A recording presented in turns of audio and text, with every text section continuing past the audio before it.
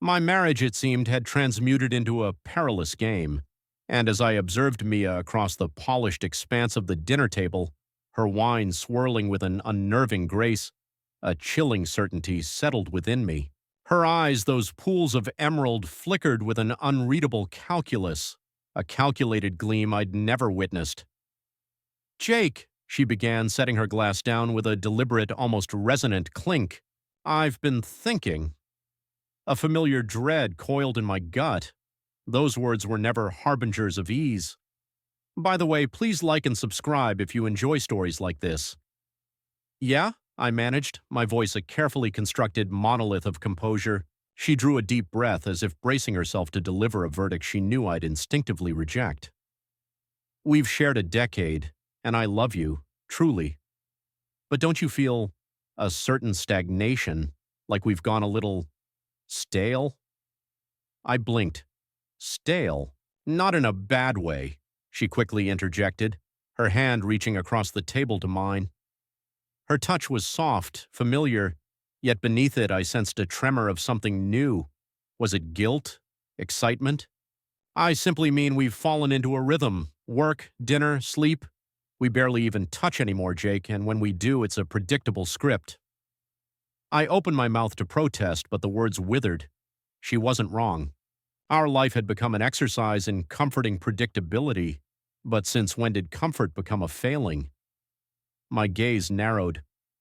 "What precisely are you suggesting?" Mia took another measured sip of wine, her voice a careful, almost surgical incision. "I want us to explore an open marriage." The word struck me with the force of a physical blow. I recoiled, yanking my hand away, a stunned, incredulous laugh escaping my lips. "You're joking." "I'm serious." "No, Mia, what the hell?" My voice, now sharp, cut through the shock, revealing an uglier emotion beneath. "You want to sleep with other people?" She bristled. "That's not what I said." "That's exactly what you said." Her face twisted in frustration, as if I were the one being unreasonable. "Jake, I don't want to leave you. I just believe a touch of freedom could inject something fresh into our dynamic, you know? Spice things up." I dragged a hand down my face, my mind a chaotic tempest. I'd heard of such arrangements, but Mia had never once uttered a syllable to hint at such a desire. "Where did this come from? Is there someone else?" My voice dropped to a perilous whisper. "No!" she shot back too quickly. "Of course not. I just think we should have the option. No sneaking, no lies, just pure, unvarnished honesty, transparency." I studied her, searching for the faintest crack in her conviction. "And you truly believe this would help us?" She nodded, a subtle tilt of her head. "Absolutely. We'd establish parameters, boundaries. It wouldn't diminish my love for you." I almost laughed. How could it not? My teeth ground together, my thoughts in disarray. "So you just want to go out and sleep with random guys?" Her lips pressed into a thin line, and there it was, that fleeting tremor of hesitation, the unspoken truth. "No," she finally conceded. "Not random guys, but I think I'd navigate this with more ease than you would." And there it was. Not a suggestion, but a challenge. Mia, beautiful, confident, and utterly aware of it, assumed men would flock to her the instant she became available. And me? I was merely her steadfast, predictable husband. She envisioned me languishing at home while she embarked on her newfound exploration. I leaned back in my chair, my appetite suddenly vanished. "So you want to sleep around and you expect me to simply wait for you to return?" She scoffed. "You could do it too, Jake, if you can." That last part, though unspoken, resonated with chilling clarity. If you can. A cold dread settled in my gut. Her decision was already etched in stone. I remained silent for a long, agonizing moment, letting the silence stretch, a tangible entity between us. I yearned to erupt, to scream that she was insane, but instead I forced a calm I didn't feel. "All right," I finally stated, my voice eerily level. "Let's do it." Mia's eyes widened just a fraction. She hadn't anticipated such ready capitulation. Wait, really? I nodded. Really? For the first time, a flicker of uncertainty crossed her face. Perhaps she'd expected a vehement protest, a desperate plea for her to reconsider, but I wouldn't beg, because if Mia desired to play this game, I would ensure her defeat. That evening at a family gathering at her parents' home, laughter and wine flowed freely, and for a brief respite, I pushed the venomous conversation with Mia from my mind. Until Sophie, Mia's younger sister, materialized behind me in the kitchen. "So," she murmured, her voice laced with an unnerving knowingness, "I heard about your little agreement." I spun around, startled. "What?" She smirked, tucking a strand of dark hair behind her ear. Mia wasn't exactly discreet about it. She told Mom when she thought I wasn't listening. I exhaled, shaking my head. "Just—" She leaned against the counter, her gaze fixed on me. "You actually agreed to this?" Didn't seem like I had much of a choice. Sophie's eyes flickered with an unreadable curiosity. "And what are you going to do about it?" I shrugged, feigning nonchalance. "Guess I'll just have to see what happens." For a moment, she simply stared, her lips curving into a slow, almost amused smile. "You know," she said, her voice dropping, "Mia always did underestimate you." And just like that, something shifted.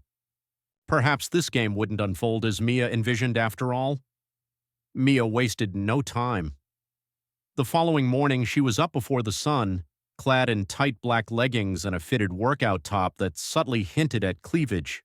I sat at the kitchen table, nursing my coffee, watching her hum to herself as she scrolled through her phone. "You're in a good mood," I remarked casually.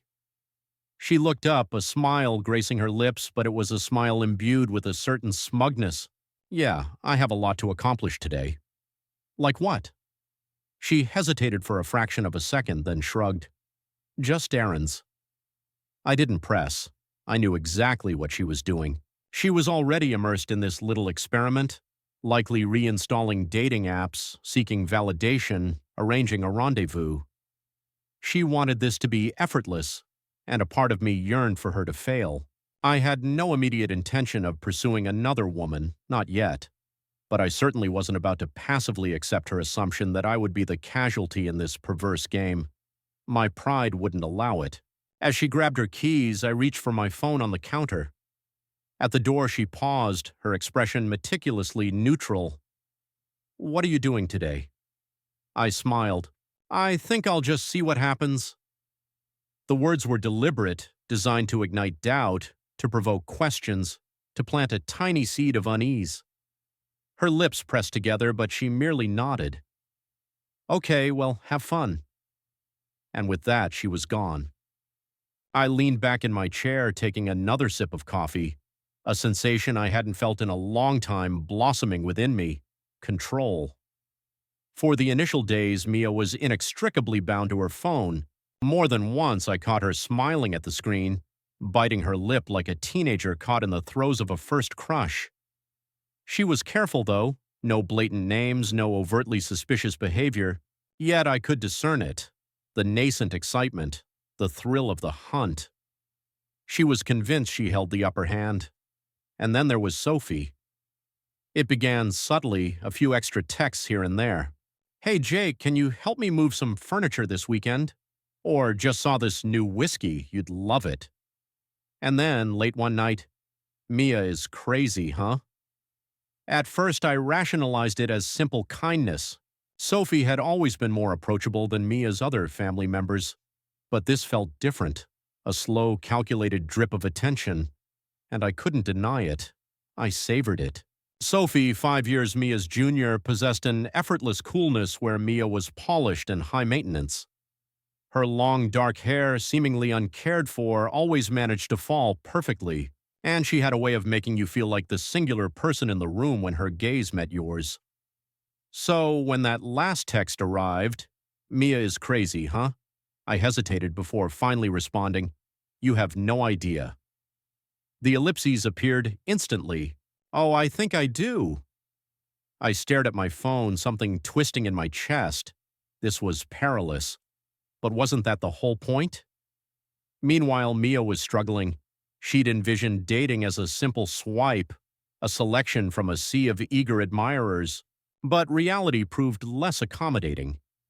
At dinner one night, she casually dropped a comment, fishing for a reaction. Guys are so weird these days, she complained, scrolling through her phone. I mean, I match with a few, but most just want hookups. No effort at all. I took a slow sip of my beer. Shocking. She shot me a look. You haven't been trying yet, have you? Not really. Mia smirked. Figured.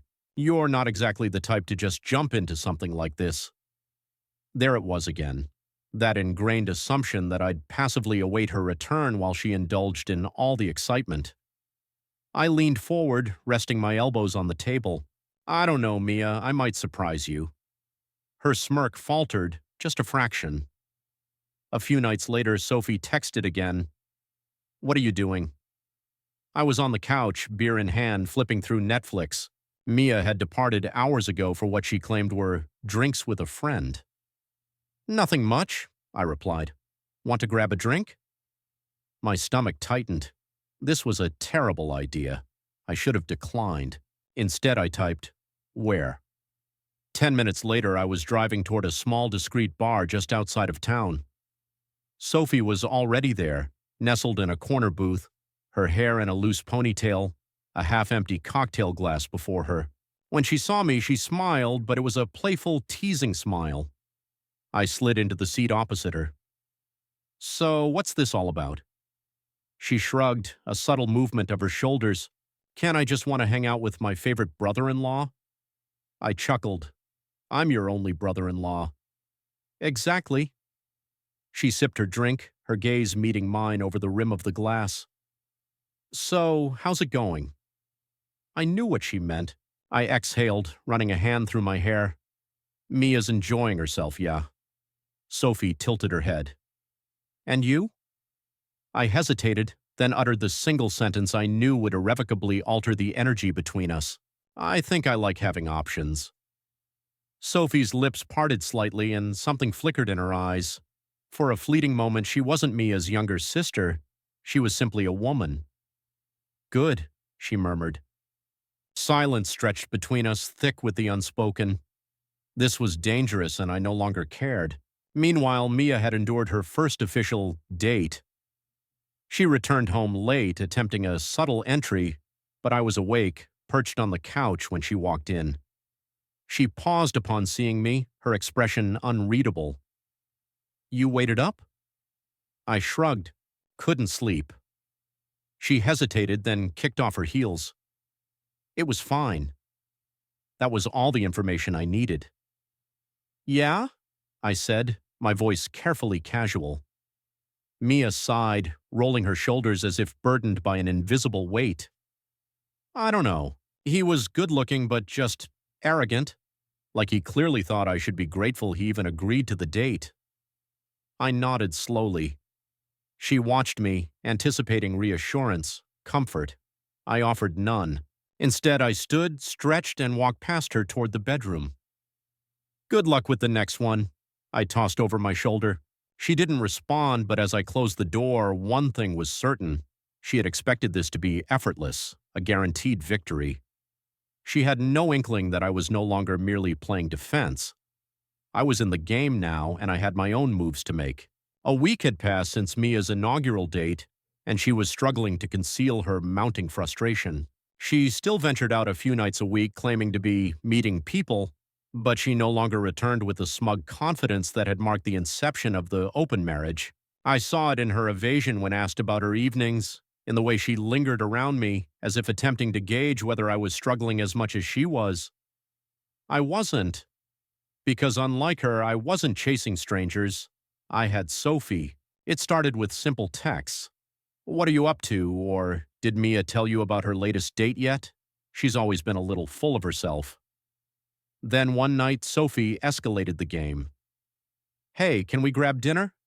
I hesitated. I told myself it was a bad idea, that no good could possibly come from sitting across from my wife's younger sister, drinking, laughing, feeling that subtle, unnamed pull between us. But I agreed anyway because deep down I yearned to discover where this path would lead. She chose a quiet restaurant, the kind with dim lighting and secluded booths. Sophie was already there when I arrived, clad in a black dress that, while not ostentatious, clung to her curves in all the right places. Her dark hair cascaded loosely over her shoulders, and when she looked up and smiled at me, I felt it, that undeniable pull. "Hey," she said, her voice warm. "Hey." I slid into the seat opposite her, suddenly acutely aware of the intimate setting. A waiter appeared, took our drink orders, and left us in silence. Sophie leaned back, studying me. "So," she began, dragging her straw through her drink, "how's the single life treating you?" I smirked. "Not exactly single, am I?" "Could have fooled me," she teased. I exhaled. "Mia's having a rough time." Sophie let out a low laugh. "Yeah, I figured. She really thought this was going to be easy, huh?" "She did." Sophie smirked, shaking her head. "She never truly appreciated what she had." Something in her words made me pause. "What do you mean?" She hesitated for only a second, then leaned forward slightly, dropping her voice. "Jake, let's be real. Mia's always been selfish. She wanted an open marriage because she thought she'd win. She assumed she'd have men lined up for her while you sat at home waiting." I swallowed. "And you don't think that's happening?" Her eyes flickered with something sharp. "I think she's losing." The air between us shifted. I felt it, and I knew she did too. I could have halted it there, laughed, shrugged it off, changed the subject. But I didn't. Instead, I let my gaze linger on hers a moment longer, then allowed it to drift lower, noting the subtle dip of her low-cut dress. I permitted myself to wonder, just for a fleeting second, what it would be like if I wasn't Mia's husband, if Sophie wasn't her sister, if we had met under entirely different circumstances. And judging by the way her breath hitched, I wasn't the only one lost in such dangerous contemplation. "Jake," she murmured. I waited, but she didn't finish, because before she could, the waiter appeared, setting down our drinks. The moment shattered, replaced by polite conversation, fleeting jokes, and lingering glances. Yet the tension never fully dissipated. It sat there between us, unspoken, waiting. Later that night, she texted me. "I had fun tonight. We should do it again." I stared at the message for a long time, my pulse thrumming. Then finally I typed back, "Yeah, we should." And just like that, the game had changed. Mia returned home late again. I was on the couch, one arm draped lazily over the backrest, a beer in my hand, watching the door as she walked in. She attempted to feign casualness, tossing her purse onto the counter and running a hand through her hair, but I caught the subtle slump in her shoulders. The date hadn't gone well. "Good?" she asked, not quite meeting my eyes. "Hey," I replied smoothly, taking a sip of my drink. She hesitated. Normally, she'd drop little hints about her evening, testing my reaction, seeking any flicker of jealousy or discomfort. But tonight, nothing. She exhaled and finally sat down across from me. "I went out with that guy I told you about." I raised an eyebrow. "The one from the app?" "Yeah, Jason." She forced a small smile, but it didn't reach her eyes. "He was not what I expected." I leaned forward, assuming the role of the concerned husband. "Oh," she let out a dry laugh. "You ever meet someone who looks amazing in pictures, but in real life there's just nothing there?" I smirked. "You mean like every guy on Instagram?"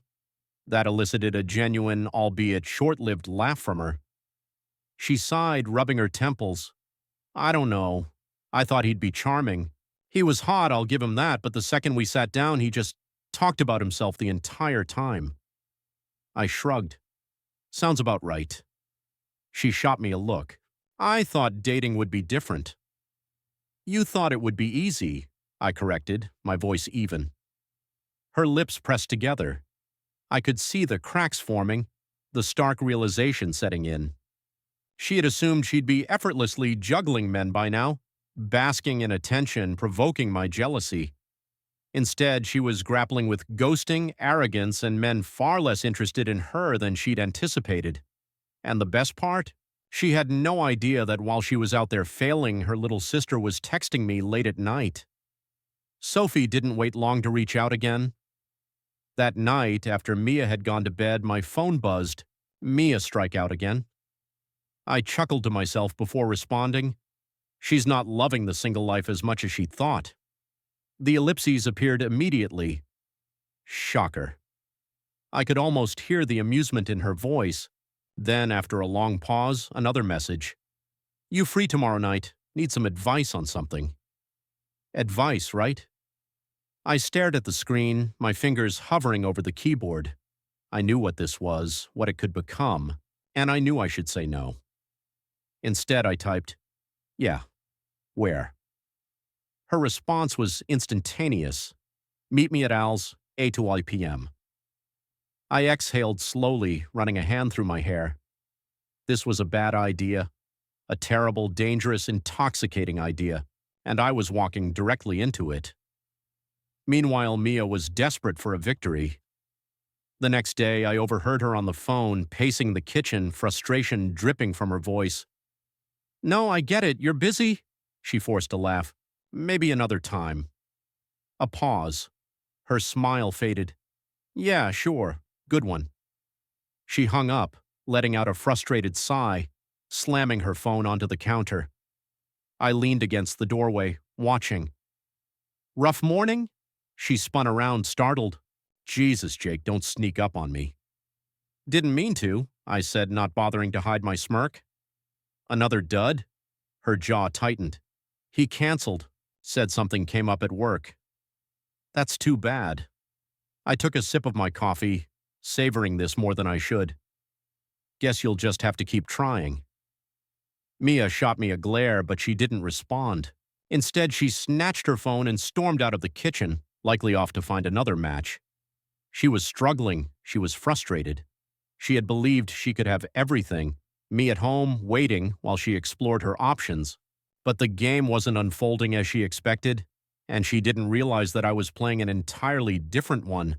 Because that night, while she was licking her wounds from another failed date, I was sitting across from Sophie at a dimly lit bar, watching as she leaned in just a little too close, her fingers brushing against my wrist as she laughed. I was supposed to be the one left behind, but it was Mia who was losing. She just didn't know it yet. Al's was dimly lit, the kind of bar where people tucked themselves into booths, away from prying eyes. It wasn't the kind of place you took a date, not an official one anyway. Sophie was already there when I walked in, perched at the far end of the bar with a drink in front of her. She looked different tonight. Her usual casual style was replaced with something more deliberate, a fitted black top, dark jeans that hugged her hips, and just a hint of makeup that made her eyes stand out in a way I hadn't noticed before. She saw me and smiled, raising her glass. Look who actually showed up. I slid onto the stool beside her, motioning to the bartender for a whiskey neat. Then, turning to her, I smirked. I said I would. She tilted her head. Yeah, but I wasn't sure you'd go through with it. Why's that? She shrugged. You're a good guy. You don't strike me as someone who plays games. Something in her words tightened my stomach. Maybe I'm learning. Her lips curved slightly, but she didn't press. Instead, she lifted her glass, taking a slow sip before speaking again. So, are you ever going to ask me what I needed advice on? I chuckled. All right, I'll bite. What's so important that you needed my expert wisdom? Sophie swirled her drink in her glass, watching the liquid move before answering. Dating, she said finally. I figured since you're technically single now, you could give me some pointers. I raised an eyebrow. You need help dating. She smirked. Okay, maybe not help. But a disquieting truth gnawed at me. I was adrift in a sea of unspoken doubts, endlessly circling the precipice of a real conversation. I leaned back, my drink cool in my hand, my gaze settling on Sophie. Are you dating someone? She hesitated, a fleeting shadow crossing her features. Not really. But you want to be. Sophie exhaled, setting her glass down with a soft clink. I don't know what I want, Jake. The way my name left her lips, a slow, insistent heat pulsed through me. I should have drawn the line, reminded myself of the chasm that separated us, but I remained motionless, allowing the silence to stretch, thick with the weight of unspoken desire. Finally, Sophie broke the spell. Do you ever think Mia made a mistake? I frowned, caught off guard. What do you mean?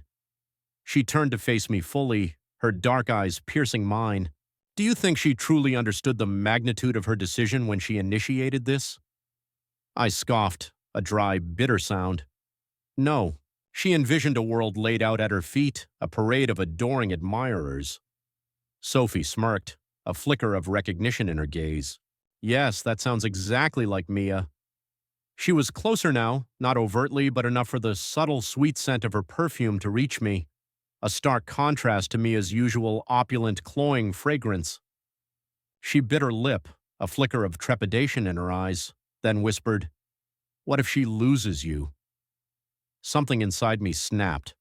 Without thought, without a shred of consideration for the consequences, I reached for her. Sophie gasped as my fingers brushed against her cheek, tracing a path down to her jawline.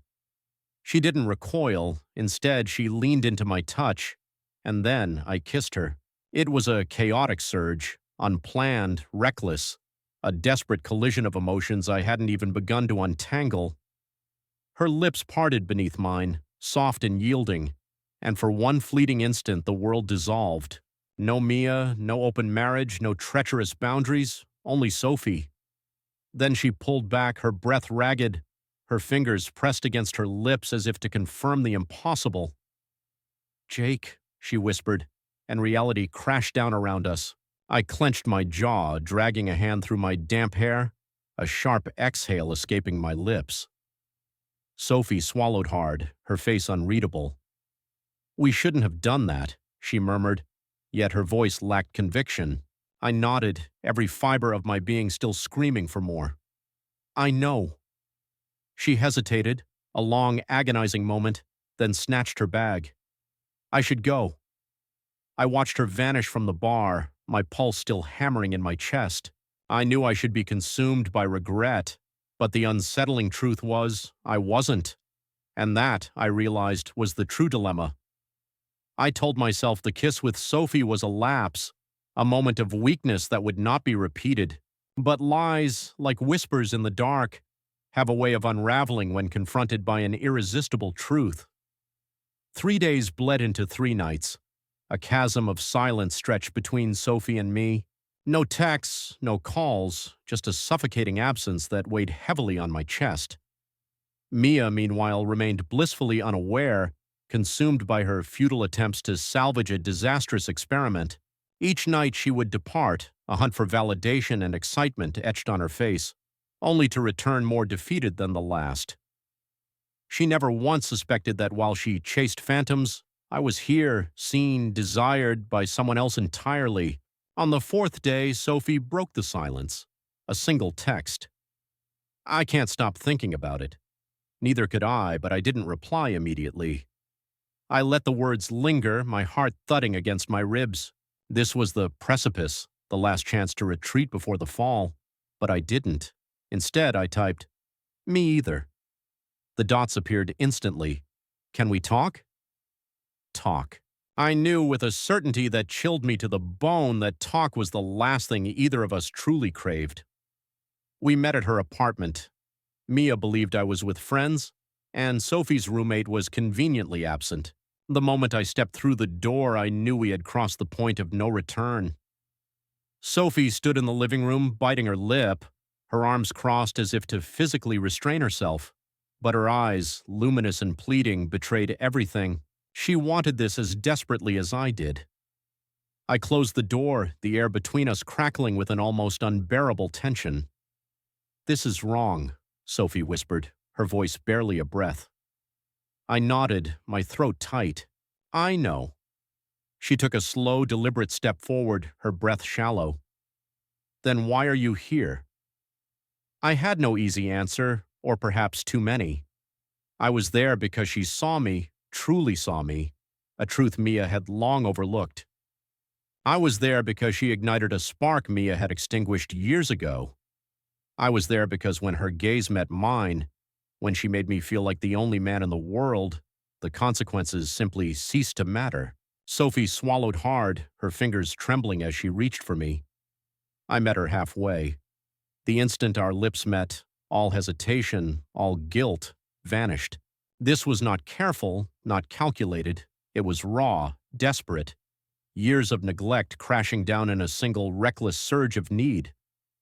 Her hands tangled in my hair, my fingers gripping her waist, pulling her flush against me. I backed her against the couch, her breath hitching as she fell beneath me. "Jake," she gasped, her nails digging into my shoulders. I groaned, my lips trailing down her neck, her skin warm and soft beneath my mouth. Mia was a distant echo, a fading memory. Sophie in that moment was everything. It did not end there. That night ignited a consuming fire between us, a blaze neither of us could extinguish. Secret, stolen moments in anonymous hotel rooms, late-night drives to nowhere, quiet mornings where she would curl against me, tracing invisible patterns on my chest, whispering words I had long given up hope of hearing again. "You deserve to be loved, Jake," she told me once, her fingers threading through mine, and for the first time in years, I truly believed it. Mia remained oblivious. She clung to the illusion of control, convinced she was the architect of this elaborate game, but she was not in control, not anymore. While she relentlessly sought validation elsewhere, I had already found it, and it was not with her. Mia, with her unshakable confidence, her almost arrogant certainty, had believed she would flourish while I withered. She was not flourishing, and I was not withering. I was winning. She simply didn't know it yet. At first, she was too entangled in her own failures to perceive the shift. Frustrated, exhausted, she endlessly tried to force something that refused to bend. But then slowly, subtly, she began to notice. The lightness in my step, the casual dismissal of her dating escapades, the sudden constant presence of my phone by my side. Initially, these were mere fleeting moments, a hesitation as I walked past with my phone, a pause before she spoke, as if debating a question. Then one night the words finally escaped her lips. "You seem different." I looked up from my book, raising an eyebrow. "Different how?" She hesitated. "I don't know, just different, happier, maybe." I shrugged. "Maybe I am." Her lips parted slightly, and for the first time in weeks, I saw it. Doubt. She had believed she had me deciphered, that she knew the trajectory of our lives. But now she was questioning herself, and I savored every agonizing second of it. Sophie and I were meticulous. Fewer texts when Mia was near, discreet meetings in places where familiar faces were scarce. But secrets, no matter how carefully guarded, possess a relentless urge to reveal themselves. It began with Mia's calls to Sophie going unanswered, then the flimsy excuses. "I've been busy. Work's been crazy. We'll catch up soon, I promise." Mia had always trusted her sister implicitly, but with each passing day I could see the gears turning in her mind. One night, after dinner, she set her fork down and studied me. "Have you talked to Sophie lately?" I didn't even flinch. "Not really.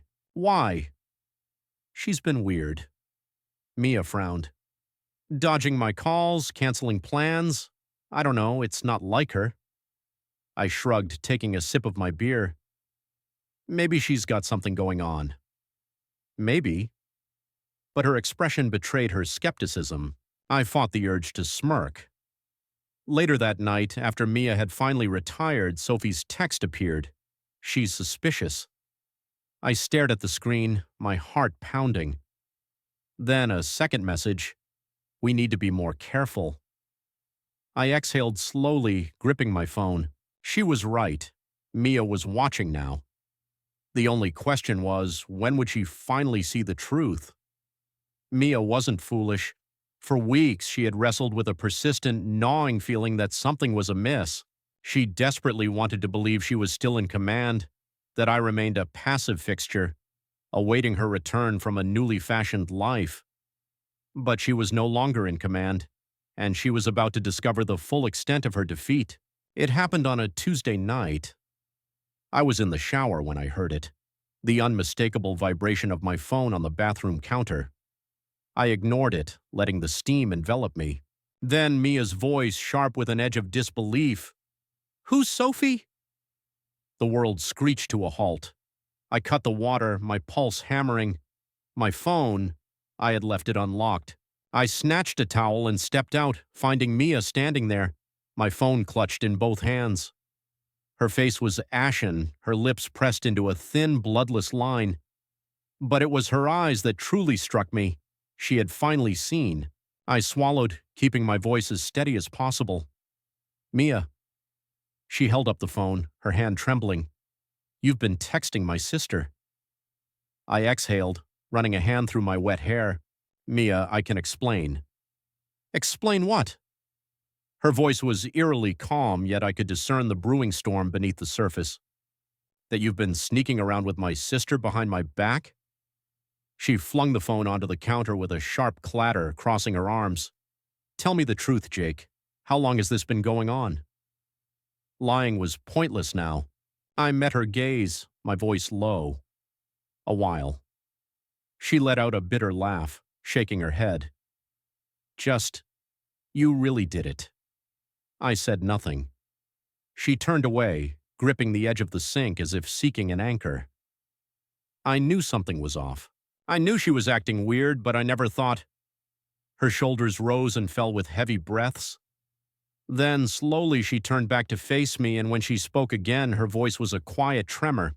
"Did you sleep with her?" I hesitated, her jaw clenched. "Don't you dare lie to me, Jake." I exhaled, my chest tightening. "Yes." Her face crumpled.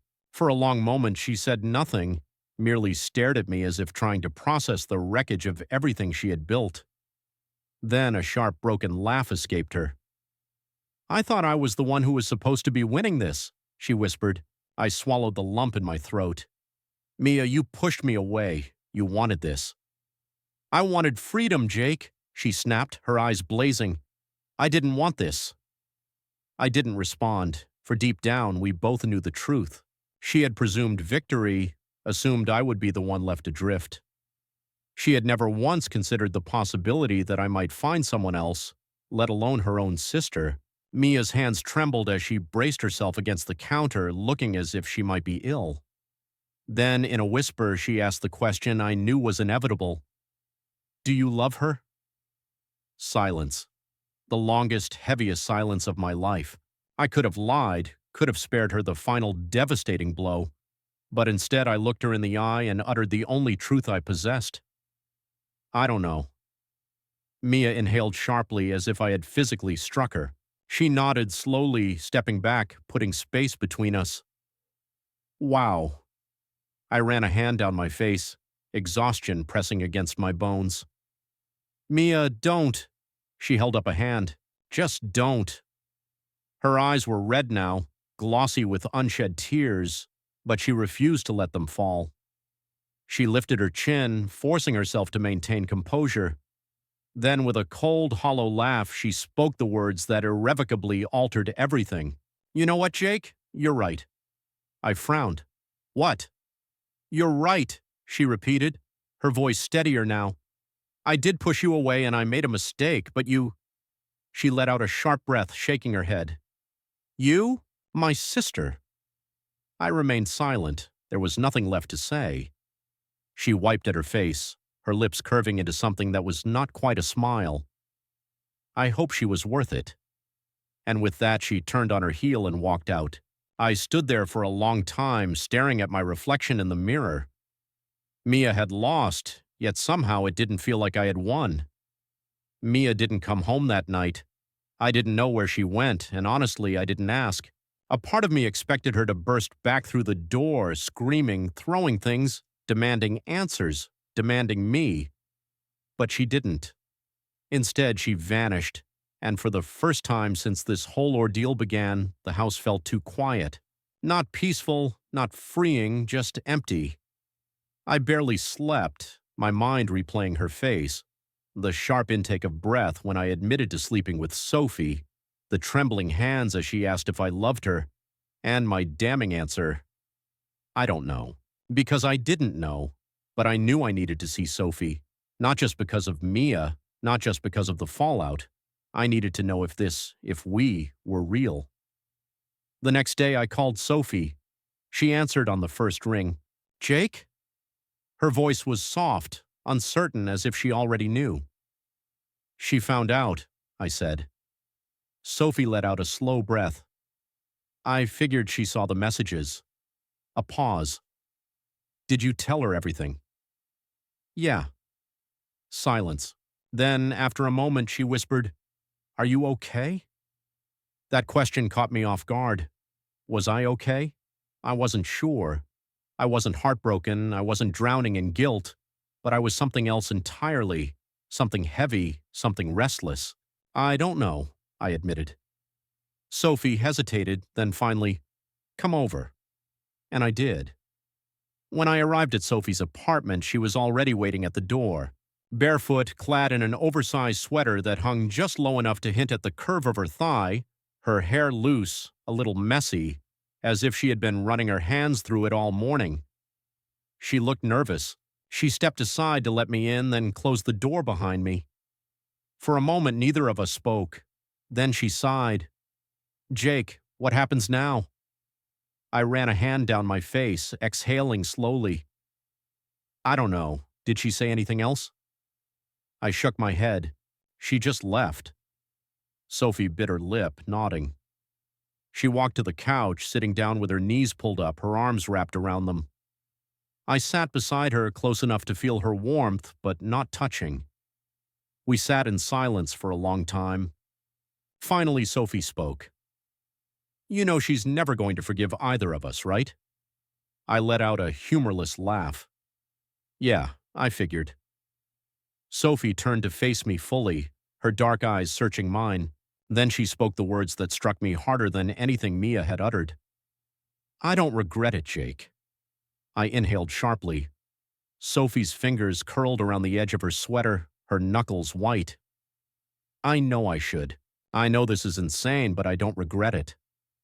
My chest tightened because I didn't either. She swallowed. I've wanted you for years, Jake. Longer than I should have. She gave a broken laugh, shaking her head. And when Mia opened that door, when she made you available, I couldn't stop myself. I stayed quiet because I knew I had felt it too. The way she looked at me, the way she listened, the way she had always been there, long before Mia ever realized she was losing me. Sophie had seen me. Sophie looked down, her voice barely a whisper. You don't have to choose me. You don't have to do anything. I reached for her hand. She sucked in a breath as I laced my fingers with hers. Sophie, I murmured. She looked up, and just like that I knew I had chosen.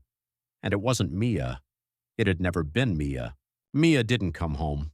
Not that night, not the next. A week passed, and still she hadn't returned. I heard from a mutual friend that she was staying at a hotel downtown, apparently telling people she needed space. But I knew the truth.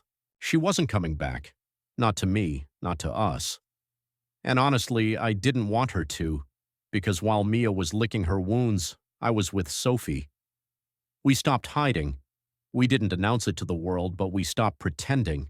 If Mia had opened the door for herself, then she had damn sure opened it for me too, and I had walked right through it. When the inevitable confrontation finally came, it wasn't with Mia, it was with her parents. Her father, Robert, called me first, his voice tight, controlled, but I could hear the simmering anger beneath it. You need to come over, he said. Is Mia there? I asked. Just get here. The line went dead. I almost didn't go. I almost decided it wasn't my problem anymore. But something told me this wasn't just about Mia. This was about Sophie, too. So I went. When I arrived at Mia's parents' house, her mother barely looked at me. She sat on the couch, arms crossed, staring out the window as if she couldn't bear to acknowledge my presence. Mia was nowhere to be seen, but Robert, he was waiting. The second I stepped inside, he closed the door behind me, his expression hard, unyielding. For a long moment, he simply looked at me, Then finally he spoke. You really messed up, Jake. I exhaled, leaning forward. I know, he scoffed. Do you?